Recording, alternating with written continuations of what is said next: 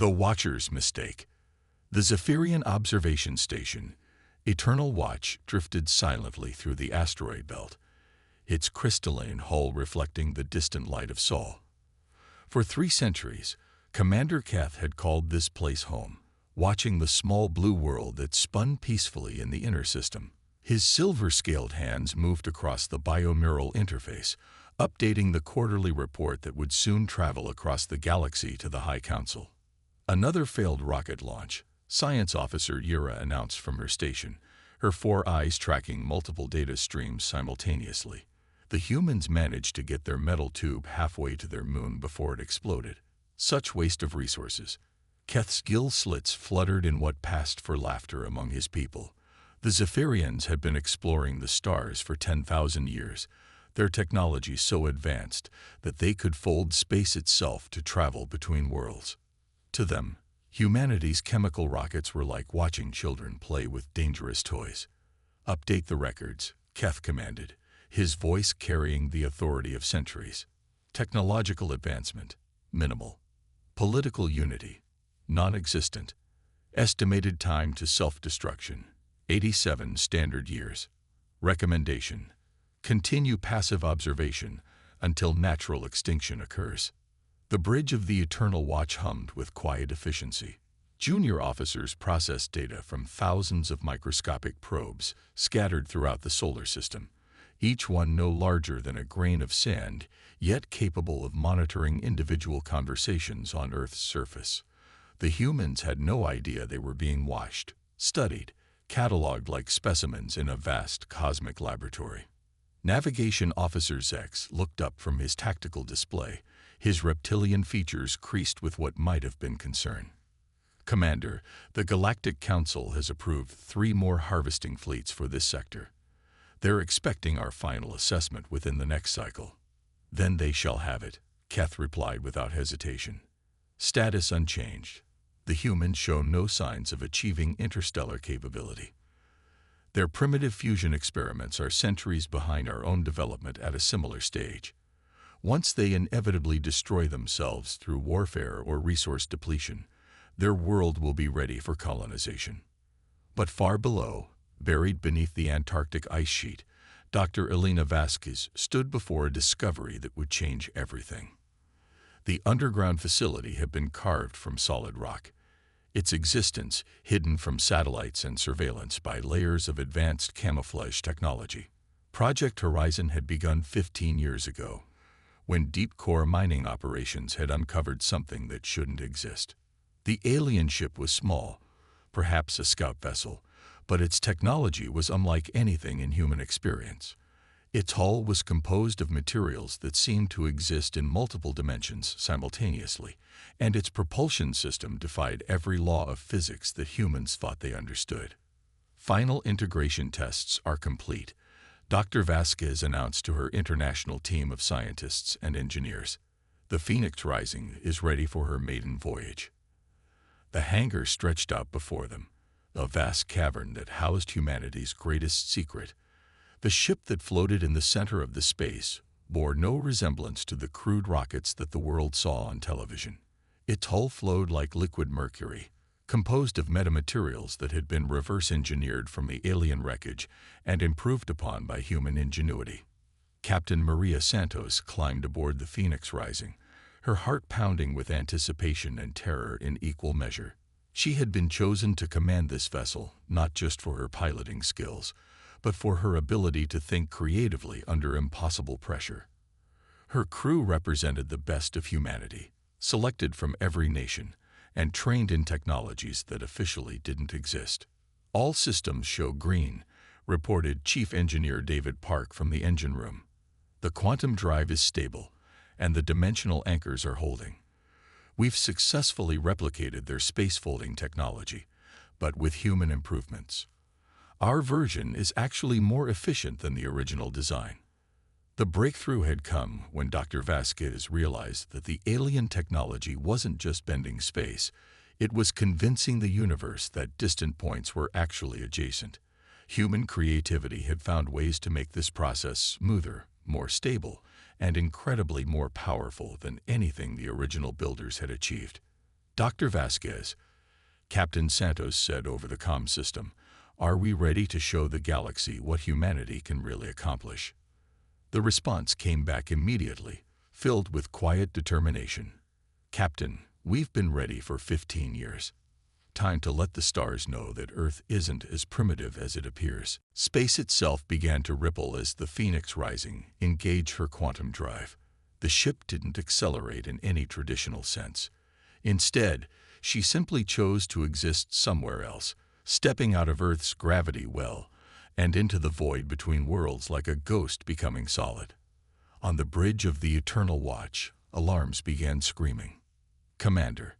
Yura's voice was filled with panic as she stared at her instruments. "I'm detecting massive spatial distortions near the third planet. Energy readings are off the scale." Keth rushed to the primary display, his silver scales darkening with shock. The holographic projection showed something impossible: a human vessel moving through space using technology that shouldn't exist for another 1,000 years of their development. "That's not possible," he whispered, watching as the Phoenix Rising performed maneuvers that violated everything he thought he knew about human capabilities. "Their most advanced spacecraft can barely reach their own moon. How are they folding space?" The human ship moved with impossible grace, its hull gleaming with energy fields that suggested mastery of dimensional manipulation. It was beautiful in a way that made traditional spacecraft look like crude metal boxes, and it was heading straight for their position.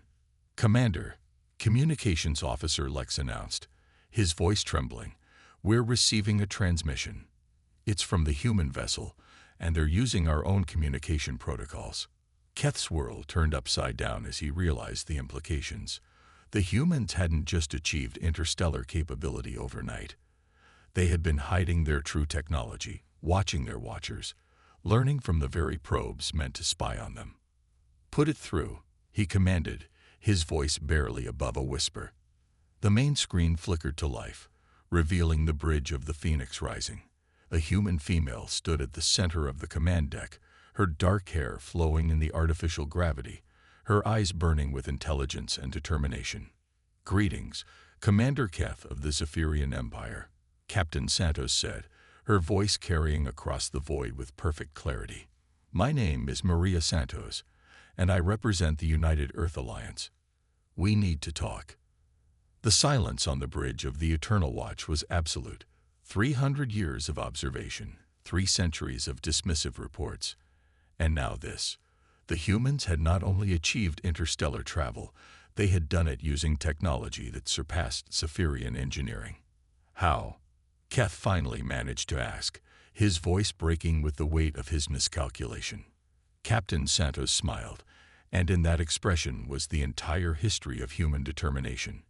"You've been watching us for centuries, Commander, but you never bothered to look beneath the surface. You saw our public failures and assumed they represented our true capabilities. You forgot the most important thing about humans. We learn from everything, including the technology that crashes on our world." The truth hit Keth like a physical blow. The scout ship that had been lost in this system 3 centuries ago, the one they had written off as destroyed in an asteroid collision. The humans had found it, studied it, and not only understood it but improved upon it.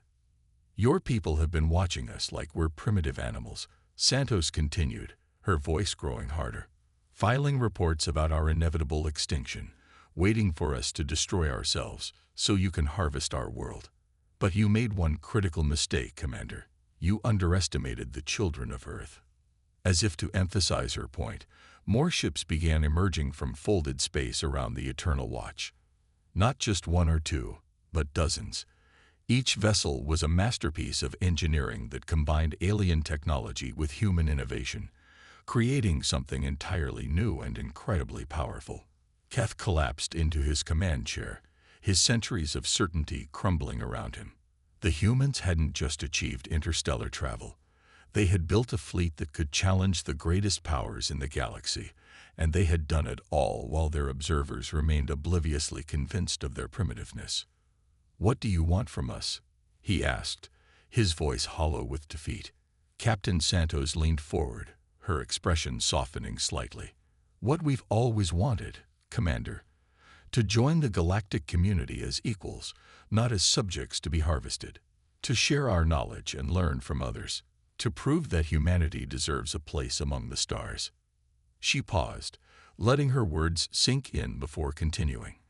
But first, we need to discuss the reports you've been sending to your High Council, because if they're planning to harvest Earth based on your assessments, they're in for a very unpleasant surprise. The children of Earth rise. The diplomatic meeting took place aboard the Phoenix Rising, in a conference room that defied everything Commander Keth thought he knew about human technology. The walls seemed to be made of living light, displaying star charts and tactical information that shifted and flowed like water. The humans had invited the entire command crew of the Eternal Watch aboard their vessel, a gesture of trust that made the Zephyrian officer's guilt even more acute. "Your ship is remarkable," Keth admitted as he studied the flowing interfaces around him. "The integration of dimensional technology with your own innovations is beyond anything we achieved at your stage of development." Dr. Elena Vasquez smiled from across the conference table, her weathered hands folded calmly before her. "Thank you, Commander. It took us 15 years to fully understand the gift your people unknowingly left us. The wreckage of your scout ship taught us that the universe is far more malleable than we had imagined. But you didn't just copy our technology," Science Officer Yura observed, her 4 eyes wide with amazement. "You improved upon it. The quantum resonance patterns in your drive system are more stable than anything in our database." Captain Santos nodded proudly. "Human ingenuity has always been our greatest strength. We took your space-folding technology and asked ourselves, what if we could do it better? What if we could make it safer, more efficient, more responsive to pilot control? The Phoenix Rising can fold space in ways that would tear apart traditional Zephyrian vessels." Chief Engineer Park activated a holographic display showing the ship's quantum drive system. "The key breakthrough came when we realized that your technology was fighting against the universe's natural laws. We developed a method that works with those laws instead, convincing reality that our destination was always where we belonged." Keth studied the diagrams with growing amazement and horror. The humans had taken technology that the Zephyrians had developed over millennia and perfected it in less than 2 decades. What's more, they had done it while maintaining the facade of primitive chemical rockets for their public space program. "How many of your people know about this?" he asked quietly. "The full extent. Perhaps 1,000, Dr. Vasquez replied. "But millions more have been working on individual components without knowing the complete picture. We've been building a hidden infrastructure for decades, preparing for the day when Earth would take its place among the stars." Navigation Officer Zex leaned forward, his reptilian features creased with worry. "Commander Santos, you must understand the implications of what you've accomplished. The Galactic Council has classified your world as a Class 7 primitive civilization. If they learn that you've achieved interstellar capability, especially with technology superior to most member species, it will cause panic." "Let them panic," Santos replied with steel in her voice. "For 3 centuries, your people have watched us like we're animals in a zoo, waiting for us to destroy ourselves so you can strip mine our world. You've filed reports recommending our extinction and preparing for our resources to be harvested. Did you think we would remain ignorant forever?" Keth's gill slits fluttered with shame. Every word was true. The Zephyrians had never considered the humans as potential equals, only as a curiosity to be observed and eventually replaced. The thought that they had been developing advanced technology in secret had never occurred to any of them. "But we're not here for revenge," Dr. Vasquez continued, her tone softening. "Despite everything, we believe in the possibility of cooperation between our species. Humanity has always been at its best when facing challenges alongside others who share our values." Suddenly, alarms began sounding throughout the Phoenix Rising. Captain Santos was on her feet instantly, moving to the nearest interface panel with fluid grace. "What's the situation?" "Captain," came the voice of her tactical officer over the comm system, "we're detecting massive energy signatures approaching from the outer system." Multiple vessels, unknown configuration, moving at impossible speeds. The conference room's walls immediately shifted to display tactical information. Dozens of ships were approaching, their hulls black as the void between stars and bristling with weapons that pulsed with malevolent energy. Keth's scales turned pale silver with terror. "Void devourers," he whispered. "But they're not supposed to be in this sector for another century." "Void devourers," Santos demanded, her command presence filling the room. "Star killers," Yura explained, her voice tight with fear. "They consume entire solar systems, feeding on stellar energy and leaving nothing but darkness behind. They've been moving through the galaxy for millennia, destroying everything in their path." Chief Engineer Park was already moving toward the door. "Captain, I need to get to the engine room. If we're facing something that scares the Zephyrians, we'll need every advantage we can get." "Wait," Dr. Vasquez said, studying the tactical display. "Commander Keth, how do the Galactic Council forces typically respond to Void Devourer incursions?" Keth's expression was grim. "They evacuate the sector and establish a quarantine perimeter. Standard doctrine is to sacrifice individual systems to protect the greater galactic community. There's never been a successful defense against a Void Devourer fleet." Captain Santos turned to face the alien officers, her eyes blazing with determination. "Well, they've never faced humans before. Dr. Vasquez, how many Phoenix-class vessels do we have operational?"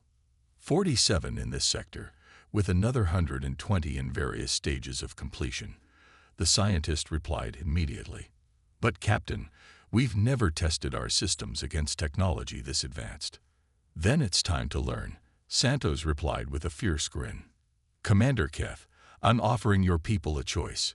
You can follow standard protocol and flee, leaving Earth to face this threat alone. Or you can stay and see what humans can accomplish when we put our minds to it." The Zephyrian commander looked around the conference room, seeing the determination in every human face. These people weren't running from an impossible threat. They were preparing to fight it, despite being outnumbered and facing an enemy that had never been defeated. "My ship has been observing your world for 3 centuries, Keth said slowly. "In all that time, we never once saw you back down from a fight, no matter how hopeless it seemed. I would be honored to stand with humanity against the darkness." Within hours, the space around Earth had transformed into the galaxy's most unlikely battleground. The Phoenix Rising led a fleet of human vessels that moved through space like living things, their hulls gleaming with energy fields that bent light itself. Alongside them flew the Eternal Watch and 3 other Zephyrian ships, their crews working frantically to integrate their systems with human technology. "Void Devourer fleet is approaching the Mars orbital zone," reported the tactical officer. "Energy readings are off the scale. These ships are bigger than anything in our databases." Captain Santos stood on the bridge of the Phoenix Rising, watching as the enemy fleet emerged from the darkness. The Void Devourer vessels were things of nightmare, their hulls seeming to absorb light itself, while weapons that could crack planets charged with malevolent power. "All ships," she broadcast across the combined fleet. "This is Captain Santos. Today, we're not just defending Earth. We're proving that humanity deserves its place among the stars. We're showing the galaxy that the children of Earth don't back down from bullies, no matter how big they are." The human fleet moved forward as one, their quantum drives allowing them to dance through space in ways their enemies couldn't predict. The first Void Devourer ship opened fire, sending beams of concentrated darkness toward the Phoenix Rising. But the human vessel simply wasn't there anymore. Santos had folded space around her ship, appearing behind the enemy vessel and unleashing a barrage of quantum torpedoes that tore through its defenses like paper. "Impossible," came Keth's voice over the comm. "That ship's shields should have absorbed that much energy without even noticing. Human weapons don't work the way yours do," Chief Engineer Park replied with satisfaction. "We don't just hit the shields. We convinced the universe that the shields were never there to begin with. The battle raged across the solar system as humanity's hidden fleet engaged the Void Devourers with technology that combined alien science with human innovation. Ships folded space to appear inside enemy formations. Weapons that existed in multiple dimensions simultaneously tore through defenses that had never been breached, and human pilots flew with a reckless creativity that confused and terrified their enemies. But it was when the Void Devourers began targeting Earth itself that humanity showed its true nature. Instead of retreating to protect their fleet, every human ship moved to intercept the planet killer beam, their hulls absorbing energies that should have destroyed them instantly. How are you surviving that?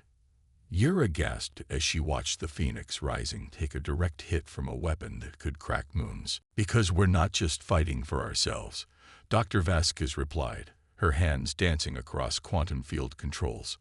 We're fighting for our home, our families, our future. And when humans fight for something they love, we become capable of miracles. The tide of battle turned when Captain Santos made a decision that would be remembered across the galaxy for generations. Instead of destroying the Void Devourer command ship, she folded space around it, trapping it in a dimensional pocket where it could neither attack nor escape. This is Captain Maria Santos of the United Earth Alliance. She broadcast across all frequencies. To the remaining Void Devourer forces, your command ship is captured, not destroyed. We offer you the same choice we offered the Zephyrians. Leave this system in peace, or face the consequences of underestimating humanity.